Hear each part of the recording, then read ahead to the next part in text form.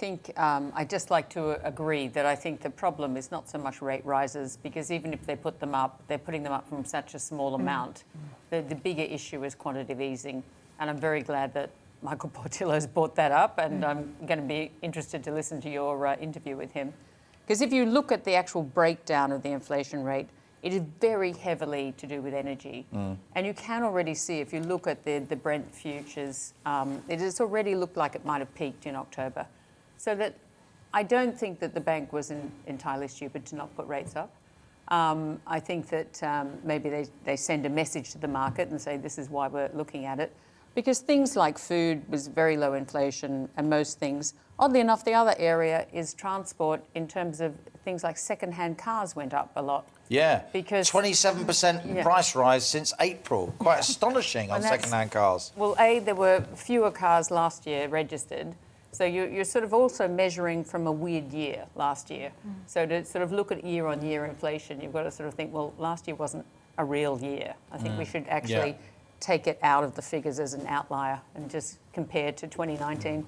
But because of the chip shortage, new cars are very slow to arrive, so people are buying semiconductors and so on. Yeah. Very interesting. So there are these things here that are not sort of general inflation. It is little particular areas, some of which we hope by January will have got over that problem that we might not have. Paul, do you see a rate rise before December? I think you said, great to have you back on the show, by the way. I think you said last time the bank would hesitate doing a rate rise just before Christmas. I would think so. I mean, I would say that it's not much of a Christmas present to give people to a rate rise.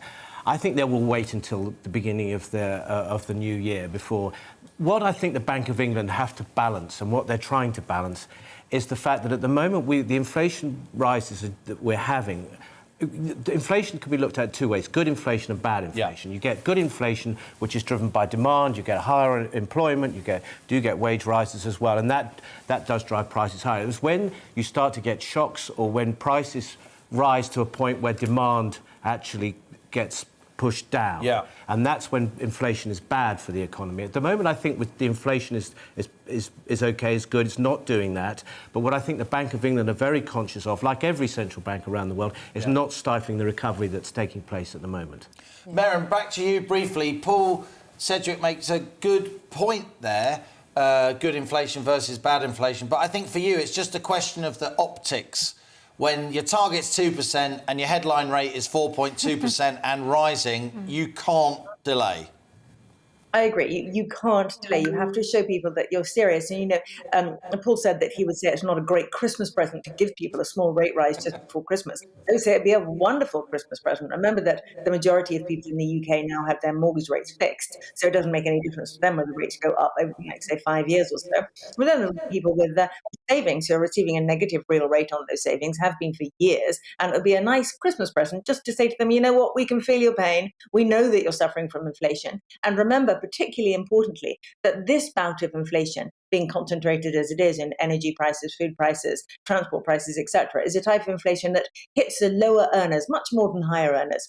And we've had lots of complaints over the last few years from higher earners about the inflation in luxury good prices and etc. But this is a type of inflation that hits the lower earners most. And I think it was a very a good move to show them that the Bank of England is thinking about being on top of it. Well, Maren, I look forward to reading what Money Week has to say about this latest inflation number. Thanks for your contribution. You're watching On the Money with me, Liam Halligan. After the break, we'll keep this discussion going with Jasmine Birtles, founder of MoneyMagpie.com, Catherine McBride, fellow at the Centre for Brexit Policy, and Paul Sedgwick, the founder of Frank Investments. Your emails are flooding in thick and fast. This subject always gets you going. We'll be reading some of those later. Stay with us. You're On the Money. It's time to remind ourselves there's always another winter. Canary Islands sponsors the weather. Hello again. For much of the UK, it's a much brighter day. Now, there are some showers around, particularly across the northwest, and they'll keep going in western Scotland through the rest of the day. But elsewhere, high pressure is toppling in. We've had a cold front crossing the country. That's brought the brighter skies and also bringing a slightly fresher feel. Notice the isobars fairly close together across the northern half of the UK, so it is breezy here. There are a few showers over northwest England, but they're fading away. Most of the showers will be across central and western Scotland through the rest of the day. And even here, they'll tend to ease off a little later. Clouding over for Northern Ireland, but for the bulk of England and Wales, dry and bright with sunny spells. Temperatures, although not as high as recent days, still a little bit above average, particularly in the south. We could squeak up to 13 Celsius.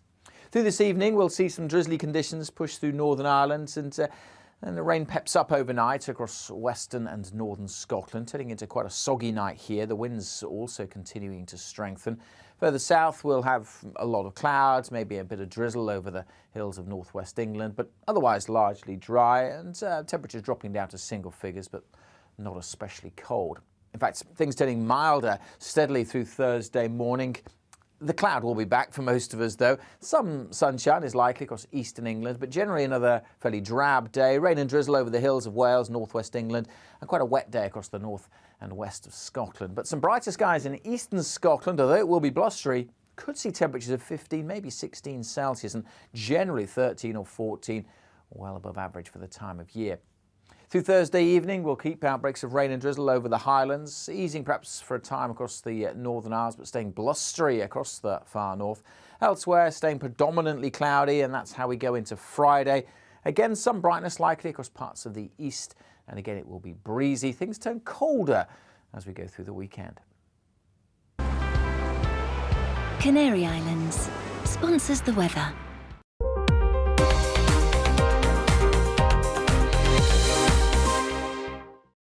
You're watching GB News live across the UK and the world on our digital stream. GB News is Britain's news channel. We are the UK's home of discussion and debate from all perspectives. We are here for you. Don't forget to join our YouTube community by clicking on that subscribe button. And if you want the GB News app, you can click and catch up on programmes anytime. We love to hear from you, so email us. gbviews@gbnews.uk. Thanks for being part of the GB News family. My name is Andrew Doyle. Join me every Sunday evening at 7 p.m. for Free Speech Nation. This is a show where we address current affairs and news stories of the week with the help of two wonderful comedian panellists. I brought in comics because I want to give it a lighter edge, and also they work for less. See you there.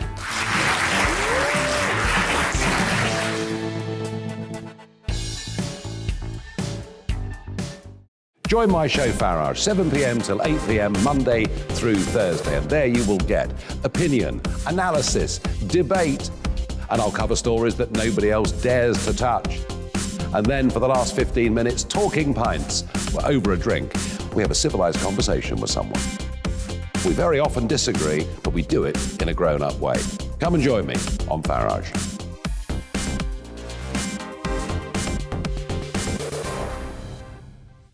I'm Colin Brazier.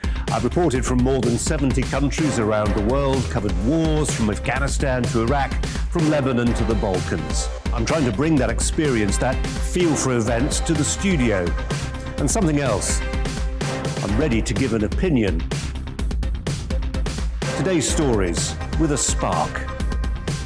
Brazier from 8 p.m. weekdays on GB News.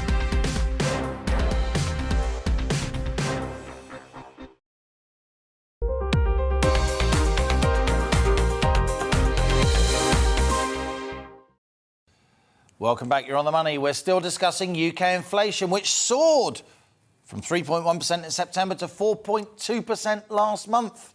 And the possibility of an interest rate rise just before Christmas is now upon us. I'm still with my fabulous guests here in the studio. Let's turn to you, Jasmine Birtles, editor of moneymagpie.com. You really drill down on that website into the nitty-gritty of what this means for ordinary people. This inflation number is driven not by higher food costs, as Catherine McBride pointed out before the break, but by energy costs, fuel costs, petrol now, diesel up at $1.50 a litre for the first time ever. Ordinary people can't but buy these goods. This is a cost of living crisis. Yes, it's like Maren said, it's the people who are on the lower incomes that are going to be the most hit by this because, you know, as you say, it's the essentials. It's not like you can say, oh, well, you know, we won't go skiing this year. It's food. Admittedly, food hasn't gone up so much, but it is going up. You can see it in the supermarkets. And I do think that we are potentially moving to a political crisis with here because people will put up with a lot, as we've seen with governments.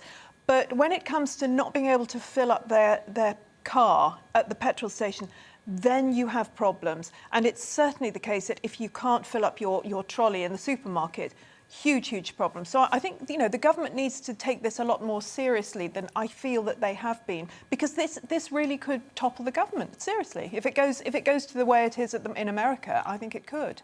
We saw back in the early 2000s, Catherine, remember Blair was at the height of his power, and then there was that one moment, the fuel crisis, and suddenly then Tory leader William Hague was the next Prime Minister, according to the opinion polls.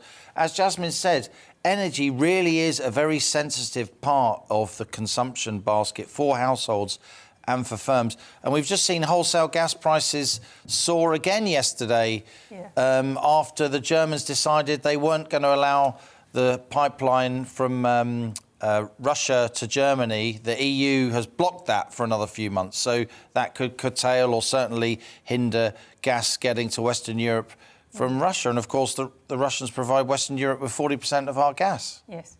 No, it's disastrous coming into the beginning of winter when people will be using this. And as we've already discussed, there are some things you can cut back on, but house heating is something that people don't cut back on, and it does affect everyone. I'm not sure that if our government falls out of fashion with the populace, that they will really be able to blame it on inflation. I think there's probably a few other issues that they could blame it on. They'll try and blame it on inflation, I'm sure. But inflation is now, you know, we talk about inflation a lot on this show. The whole channel's talking about inflation today because it's a cost of living issue rather than nerdy economists, right? This is breaking through from the business sections to the front pages of the national press now. Yes, and if we have a cold winter and a long winter, then it will be bigger news next month and the month after that. Paul, what do you make of how financial markets may respond to an interest rate rise? I've said often on this show that a lot of the reason we've kept rates low and is because we haven't want to upset financial markets. But it will really, it's a small interest rate rise if we go from 0.1% from 0 to 0.25%, which is what most people expect. But it is a big signal, isn't it? It will mark the turning of the interest rate cycle, not just in the UK, but arguably across the world. Yeah, you're absolutely right. I mean, how financial markets react to it will depend, I think, on some of the language that comes with it, whether people start to think that this is a more aggressive, a very much more aggressive stance, whether investors will think, oh, right, are the Bank of England getting much more aggressive with interest rates?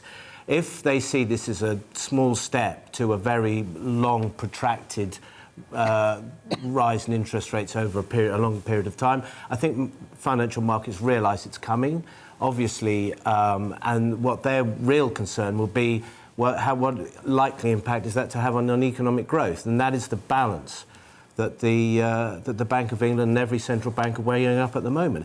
And you just have to look back through history. Energy price rises always precede a recession, an economic recession. Through history, happens every time. Now, the question is, at what point do energy prices rise, as we were saying earlier, that starts to stifle that demand? Now, we're at that point yet. You know, as you say, if we can't put petrol in their car, you can't get to work. If truck drivers can't drive their trucks around because the price of petrol is too high, and all that sort of thing, and then demand does fall, then the Bank of England have got a problem. They've got rising prices, and you've got a slowing, a more stagflation in old money.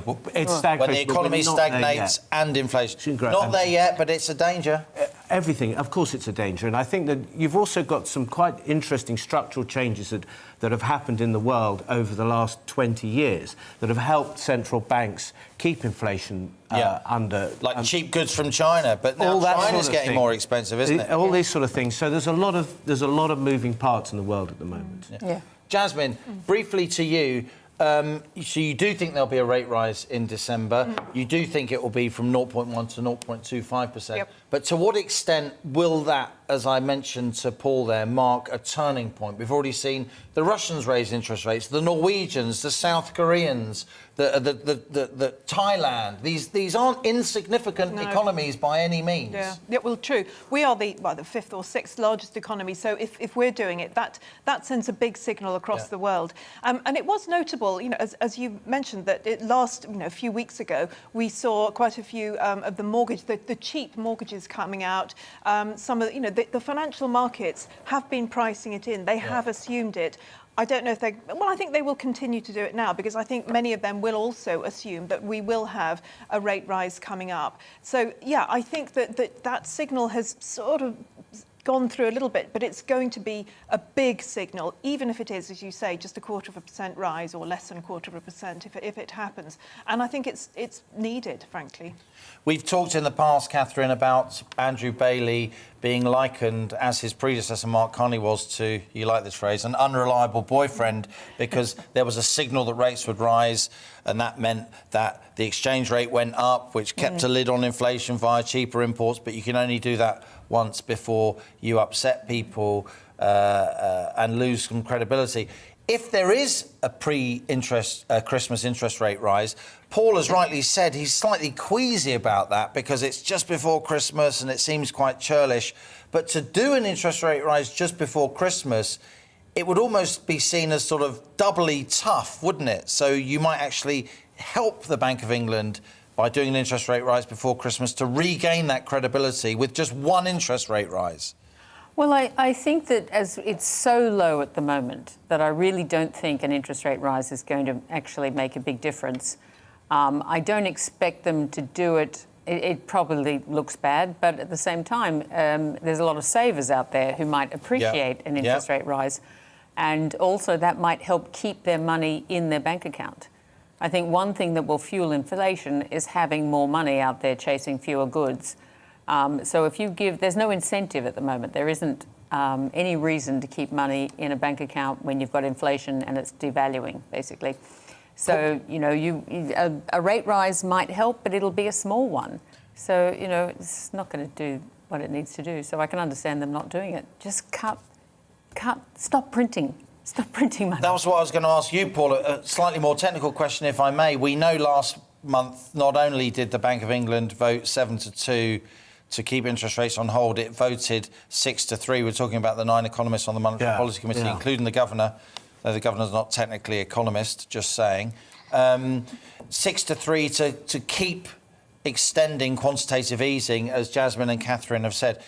If you're about to raise rates, if you do raise rates, you can't still be printing money. You have to stop quantitative easing as you raise rates, if not before. Well, I think it was interesting. Funny enough, it was good that you just asked me this question because it was a point that I would like to make. Yeah. Is that the Bank of England, there were more people voting in favour of stopping quantitative easing than there were of raising interest rates. Yeah. So I do wonder if actually this time around, whether actually this is where their first step may be to stop quantitative easing. I would say, just a thought that's come to me, maybe you guys disagree, the only way there could possibly not be an interest rate rise in December is if they stop quantitative easing in December and then they say, we need a pause between... That's a big signal to the market.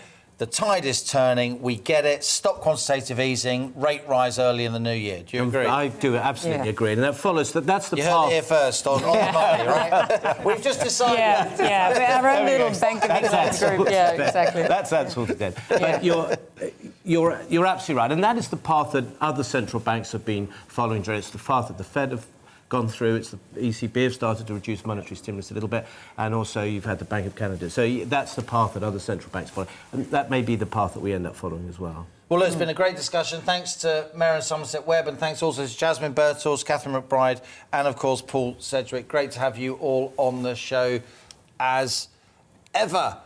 And you're watching On the Money with me, Liam Halligan. After the break, we'll be hearing my Money Talks interview with Michael Portillo, who gives his take on this year's autumn budget. But first, here's your news update with Simon Pusey.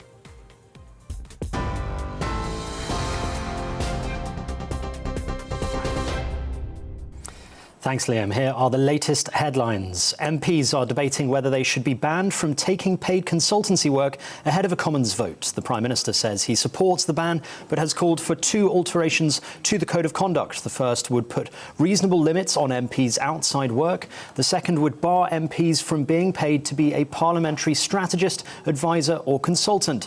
Labour claims the government has watered down its own proposals, effectively making the ban non-binding. Police have confirmed the Liverpool bomber began making purchases in April for Sunday's attack outside a maternity hospital. Emad al-Sway al-Min was born in Iraq, and officers say he had episodes of mental illness. He reportedly arrived in the UK from the Middle East in 2014 and had an application for asylum rejected. The Home Secretary, Priti Patel, says Britain's dysfunctional system meant he was able to remain in the country. 9 Insulate Britain activists have been jailed for breaching a High Court injunction that prevents the group's road blockages. The maximum sentence that's been handed to a protester is 6 months. The High Court has so far issued 5 injunctions banning road blocking protests on the M25, around Dover Port and on major London roads. A woman has died in a once-in-a-century storm in Canada. Rescuers in Vancouver say at least 2 others are missing after heavy rain caused a landslide. And farmers are using boats and even jet skis to rescue animals from flooded areas. The Queen has held her first official face-to-face engagement since missing the Remembrance Sunday service. She held an audience with General Sir Nick Carter, the Chief of the Defence Staff, at Windsor Castle. I'll have more on all of today's main stories at the top of the hour.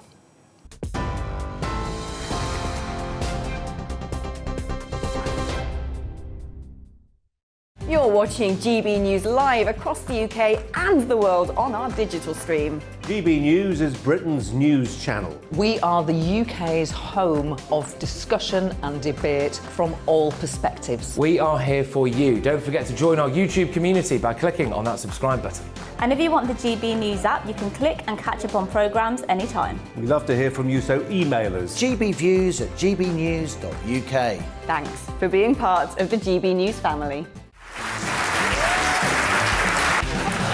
My name is Andrew Doyle. Join me every Sunday evening at 7 p.m. for Free Speech Nation.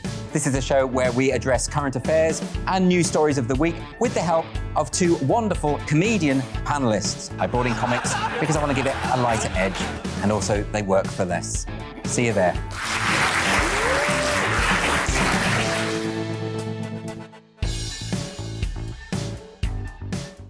Join my show Farage, 7 p.m. till 8 p.m. Monday through Thursday. And there you will get opinion, analysis, debate, and I'll cover stories that nobody else dares to touch. And then for the last 15 minutes, talking pints. Over a drink, we have a civilised conversation with someone. We very often disagree, but we do it in a grown-up way. Come and join me on Farage.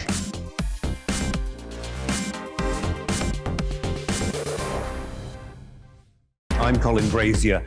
I've reported from more than 70 countries around the world, covered wars from Afghanistan to Iraq, from Lebanon to the Balkans. I'm trying to bring that experience, that feel for events, to the studio. And something else, I'm ready to give an opinion. Today's stories with a spark. Brazier from 8 p.m. weekdays on GB News.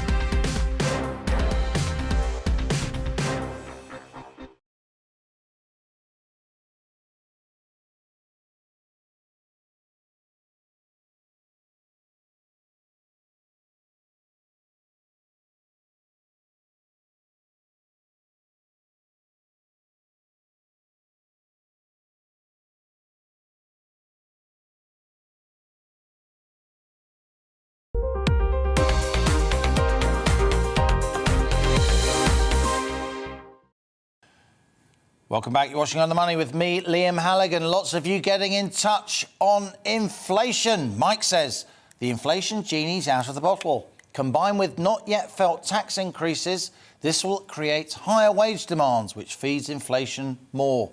All interest rate rises do is make those in debt more unable to cope. Plus, as it's a global government issue, there seems little balancing effect. I think inflation will get to 8% in 2022, says Mike. Another Mike, this is Michael. Mr. Halligan, we want 5% on our savings, please. Well, we'll see how long it takes the banks to give you that, Michael. You know how the world works. And Terry says, isn't the top and bottom of this that we're getting ripped off yet again by companies trying to make back all the money they've lost during the pandemic? There's some truth in that. David says, inflation is at 4.2%. Pensions rise 3.1%, which pushes pensioners into poverty. The only time the Conservatives care about pensioners is when they want our vote at election time. And via Twitter, Mark puts it simply, A rate rise is inevitable, he writes. Keep your emails coming. Tell me what you want to be discussed on the show. And it's time now, you lucky people. For my daily interview series, it's Money Talks.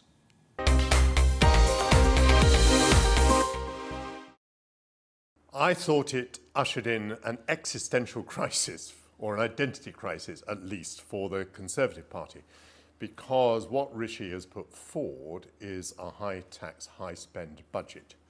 This is what Conservatives have consistently argued against. It is not what they believe in. And more than that, most Conservatives are convinced that these sorts of policies are doomed to failure. It was cheered on the day. It may have gone down well in the rebel seats, but many Conservatives will fear that these policies will result in catastrophe, which is what they've always predicted. So it's not actually a Conservative budget that Rishi Sunak's just delivered? No, I didn't think it was at all a Conservative budget. And there was this rather pathetic postscript when you talked about yearning for a low-tax economy. But I think you and I would be very surprised indeed if he is able, either politically or economically, towards the end of the Parliament, suddenly to throw the gears into reverse and to start cutting taxes. No, it looks to me as though the economic policy for the rest of this Parliament, and indeed probably beyond, has been set. It creates problems for the Labour Party, there is no doubt. Difficult to oppose. Difficult to oppose, difficult whether they should now say that they're going to spend more, or whether they should try stealing Conservative clothes and saying that we need to be a bit more careful. So problems for the Labour Party. But I still think that the problems for the Conservative Party are more striking. You're a former Chief Secretary to the Treasury, as I said, former Shadow Chancellor. You've put budgets together. You know that in the end it all revolves around the growth numbers. Rishi Sunak's betting on 6.5% growth this year and 6% growth the next year. Can Britain really grow at the same pace or even faster than China for 2 years in a row? Well, we're talking about growing from a substantially reduced economy as a result of the pandemic. I mean, I don't know the answer to your question, and I'm absolutely sure the Chancellor doesn't know the answer to your question. But by and large, Chancellors who bet on, you know, the outer numbers, the best case scenarios, don't normally do very well, because the best case scenario is not normally the one that's delivered. A lot of British economic policy making in recent years, pretty much since the global financial crisis, has basically assumed that the Bank of England would keep expanding its balance sheet under this process called quantitative easing. Now, there's been very little public discussion of quantitative easing. It's been left to newspaper columnists and other renegades to criticise it. But we've done more QE, Michael, haven't we? I know you'll have noticed too, in the last 18 months than we've done in the previous decade. Do you agree with the Economic Affairs Committee of the House of Lords, as they said in their seminal report, which the Treasury and the Bank of England didn't like, that we're potentially addicted to quantitative easing? It's gone on for a very long time. I think it's gone on for a great deal longer than anyone predicted.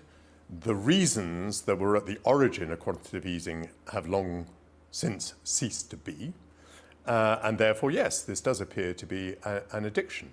And we are approaching a period where we are going to be paying higher interest rates as a nation, and the government's going to be paying higher interest rates on its debt. And what that means is that year by year, more and more of your annual budget is preempted in paying the interest on your debt. That means there's less room for other programmes. And yet, nearly all those other programmes are scheduled for increase. So yes, it simply increases the problems that the Chancellor is likely to have. There are still people who think, you know, that money that is spent by governments is better spent than the money that is spent by individuals. I mean, recently there's been a bit of a backlash against these entrepreneurs who have enormous charitable trusts, as though they were spending money less well than governments. But just about the same day as we had the budget, we also had this report from a select committee on track and trace, you know, the programme that was run during the pandemic, £37 billion worth. And it turned out that the programme has made virtually no difference at all.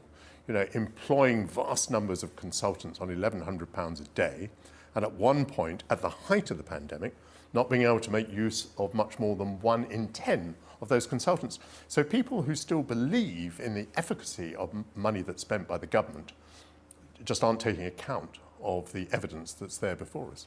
But you all know, Michael, that the reason the government is spending so much money, it's all facilitated by borrowing that isn't reflected in the price of that debt. The gilts market, if you will, is rigged because the Bank of England is buying up most of the gilts. What are the historic dangers here of that gilt market not signalling to the world immediately that there's too much borrowing going on, given that the Bank of England has smothered the gilts market with QE? Well, I think no one has written more and better about this than you have, and I'm not going to try and second guess you. I think what you've said on this is wise, and it's a cautionary tale that the government ought to be thinking about. Let me just broaden this and say that I think it actually goes to the heart of an issue with democracy, which is that democracy turns out to be about different parties in any country competing with each other to promise to spend more of the public's money. And this is why so many democratic governments find themselves in huge amounts of debt, because all the impulses within the democratic system are to overpromise. It is broadly thought that any party that overpromises is more likely to get elected.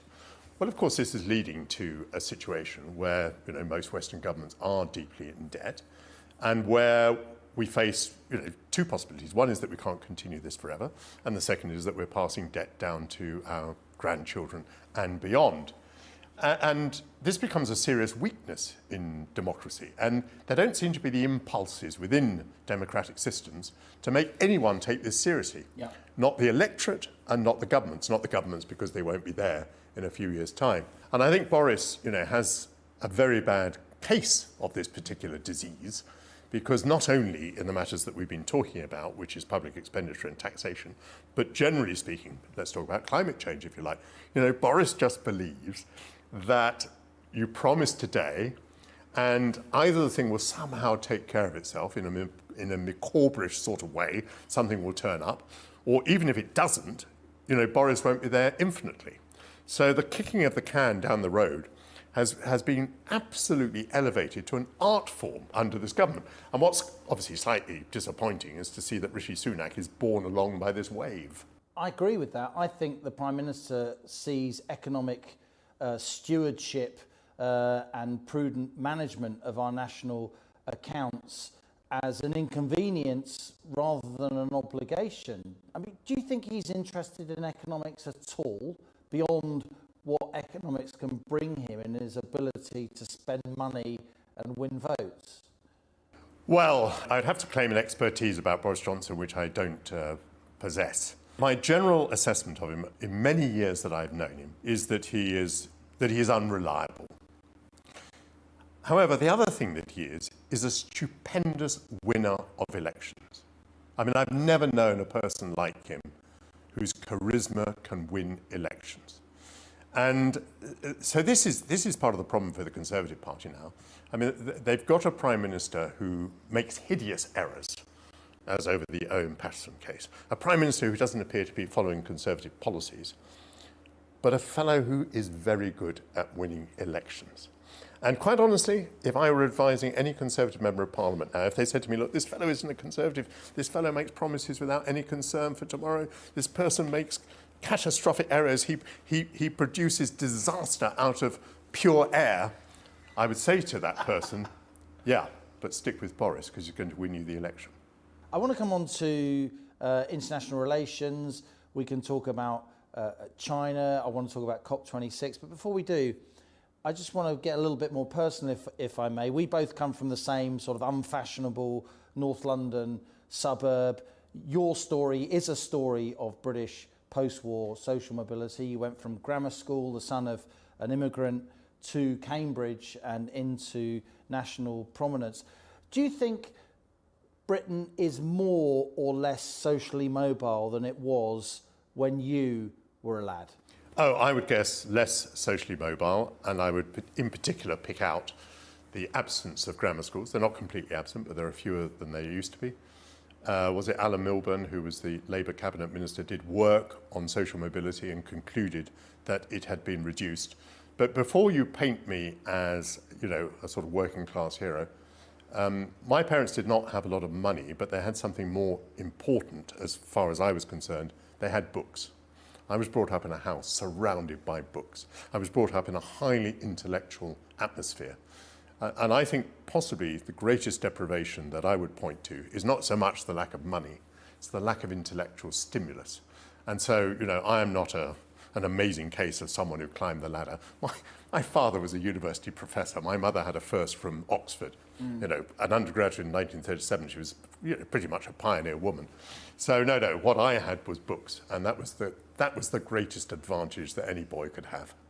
What do you think we need to do to enhance that social mobility in this country, which I know is really close to your heart? We've spoken about it in the past. How can we try and make sure that there are more people from really ordinary backgrounds at our top universities, you know, in our arts, starring in our films, taking the big jobs that lots of people notice? It's not just about gender or racial diversity, is it? It's about diversity of social, economic background and of opinion. Surely in a democracy, the most important diversity of all. Well, in education, we've never had parity of esteem between intellectual pursuits and other pursuits. My dear friend Ken Baker, who was an education secretary, has for years been arguing that we ought to have 3 or 4 different sorts of school that ought to cater to people's different abilities, and they ought to command parity of esteem. And we're nowhere near that. We abolished grammar schools because they showed up the secondary modern schools. We've introduced comprehensives, and we have done away with education that some people regarded as elitist, but we've taken away opportunities for many bright children. I suppose, broadly speaking, many teachers do not believe nearly enough in their pupils. They don't give them enough encouragement or enough hope. Teachers sometimes settle for mediocrity. But I think within many businesses, I probably only understand the media, we are very lacking in opportunities for people to come up. Now, for example, in media, we now have short-term contracts for most people, and most of the work requires you to live maybe in central London. So what kind of person can work on a short-term contract and live in central London? Someone who can rely on the bank of mum and dad. So you wonder why there's so little diversity in the media, why everyone speaks with the same accent and occupies the same sort of biosphere. And this, I'm sure, is much worse than it was 20 or 30 years ago, when organisations like the BBC had broad apprenticeships to which anybody could aspire to enter. Let's talk a little bit about the Labour front bench. You're a very astute observer of politics, I know. Who should the Conservative Party fear most on the Labour front bench? Keir Starmer or someone else? Well, someone else. I mean, who that someone is, I don't know. I don't think the person is there. I mean, broadly speaking, when we talk about parties going into decline and parties emerging from decline, Portillo's law, I think, states that every now and again a charismatic figure comes along, and that is what really matters. So I saw Margaret Thatcher come along, I saw Tony Blair come along, I saw David Cameron come along, I've seen Boris Johnson come along. So each time it wasn't actually about ideology, it wasn't about party reform, it was simply the emergence of a charismatic figure. This could happen to Labour any time. I don't think that person's on the front bench at the moment. But one day such a figure will arrive. I mean, my goodness, you know, we waited for a David Cameron like waiting for a Messiah, if that's not too sacrilegious. You know, Boris has been an extraordinary phenomenon. But Labour has had these figures in the past. Tony Blair is the chief example. And there's no way of predicting this, but one day the Labour Party will rise from the ashes because it will have a tremendous leader. You came along and you were and are very charismatic. Do you have regrets you didn't lead your party, you didn't lead this country? I do not have regrets. I'm probably a bit more charismatic than I used to be. Actually, you may remember that my defeat was cheered to the echo, so that's not what happens to a charismatic because person. The left knew you were dangerous. No. Well, you're talking about when you lost Enfield Southgate in 97. Back in 97. The Portillo moment, as it was called. Yeah. Stephen Twigg standing next to you, grinning, and Jeremy Brown for the Lib Dems on the other side. A great moment for me because it was the opening of my second career. But no, I was too thin-skinned to be the party leader. I had one quality which was I liked to make decisions. And I get so impatient with people in politics who don't like to make decisions.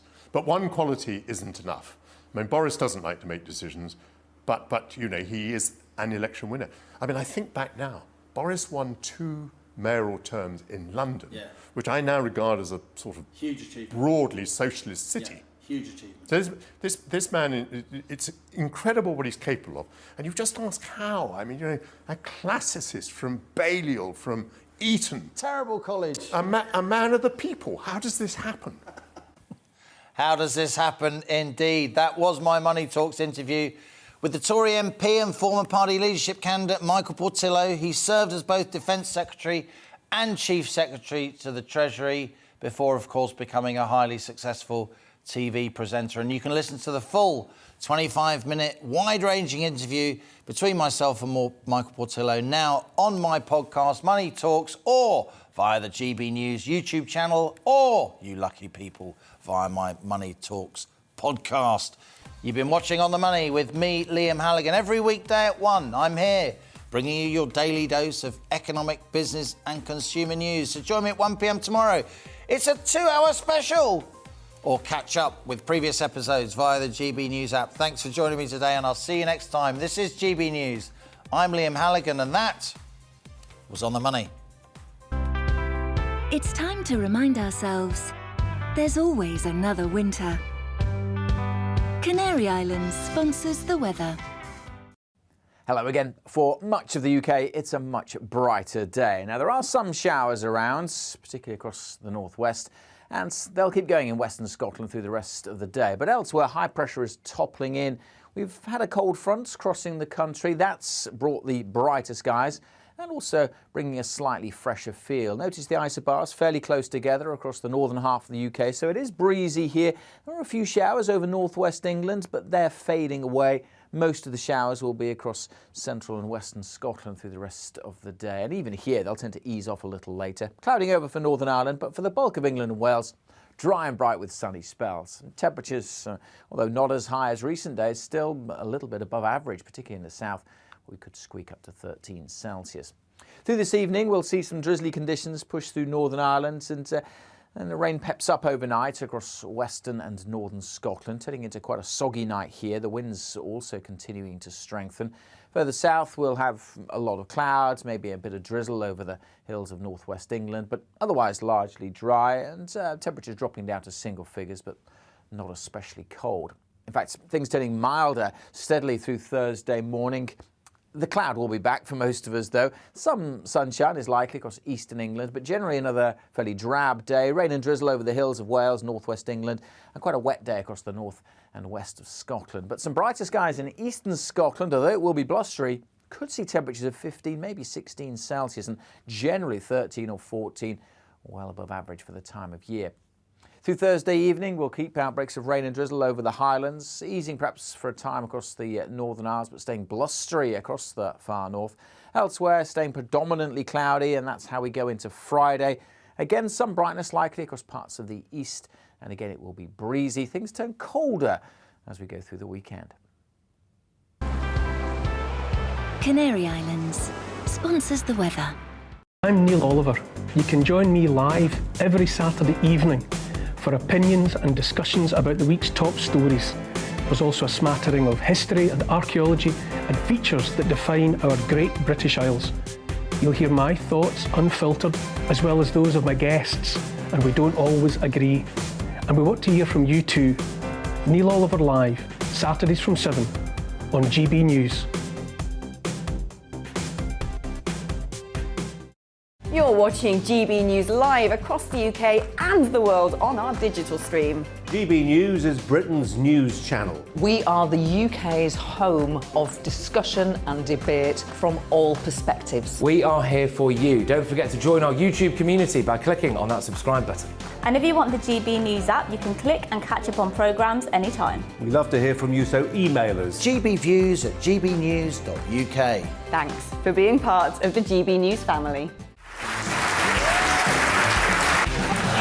My name is Andrew Doyle. Join me every Sunday evening at 7 p.m. for Free Speech Nation. This is a show where we address current affairs and news stories of the week with the help of two wonderful comedian panellists. I brought in comics because I want to give it a lighter edge, and also they work for less. See you there.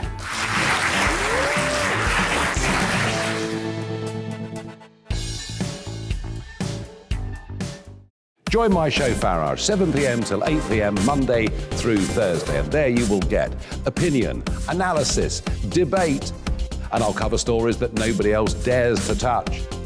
And then for the last 15 minutes, talking pints. We're over a drink. We have a civilized conversation with someone. We very often disagree, but we do it in a grown-up way. Come and join me on Farage.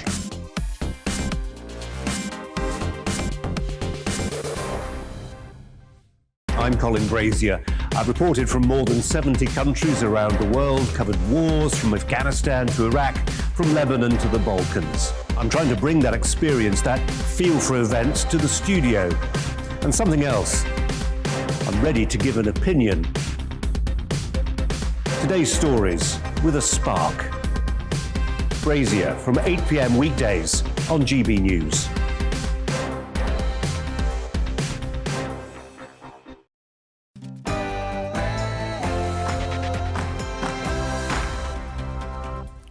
Good afternoon. It's time to debate the big issues of the day with me, Gloria DiPiero, Liam Halligan, and a whole host of experts. Today, as the Westminster sleaze scandal continues to put the behaviour of our politicians under scrutiny, we're asking, when is it right for MPs to have a second job? But first, it's the GB News headlines with Simon Pusey.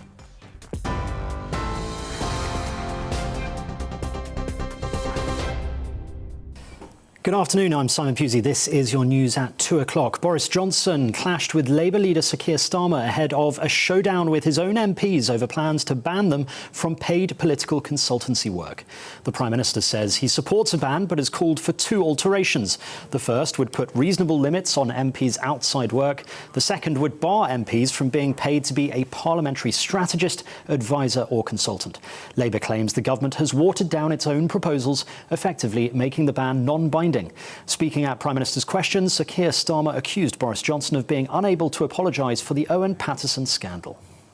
When somebody in my party misbehaves, I kick them out. When somebody in his party misbehaves, he tries to get them off the hook. The Liverpool bomber had been planning his attack since April. Counter-terrorism police say